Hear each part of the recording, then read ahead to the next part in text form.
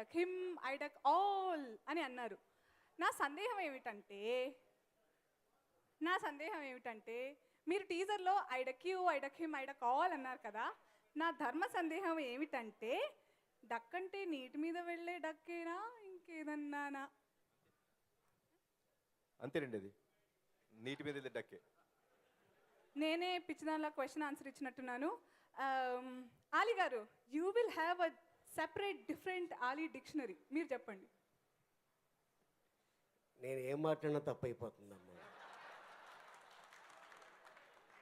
నాకు తెలిసిన డక్ అంటే తెలుగు భాషలో బాతు, అది కొంచెం పెద్దదైతే హంస, నాకెందుకు ఈ హింస, అది ఆ డక్కు. తర్వాత చాలామంది ఫారిన్ కంట్రీలో అంటారు ఈ సామాన్ ఎక్కడ ఉందంటే there is duck no there is catharsis and fallacies అంటారు కదా, ఆ డక్కు తెలుసు.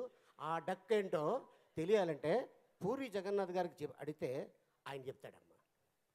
నాకు ఆలీ గారు దారి చూపిన దేవత, పూరి గారి దగ్గరికి వెళ్తున్నాను. So what is the duck theory? Duck అంటే బాత్ అనుకున్నారేమో, అది బూత్ అండి.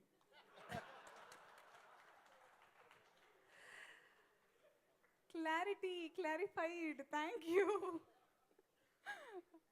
ఓకే, చిన్న ట్రివియా అనమాట, excuse me, sorry. Okay, so ఈరోజు మనం Shri NTR arts ism audio వేడుక ఇంత కలర్ఫుల్గా, ఇంత సోబర్గా జరుపుతున్నది జే మీడియా ఫ్యాక్టరీ.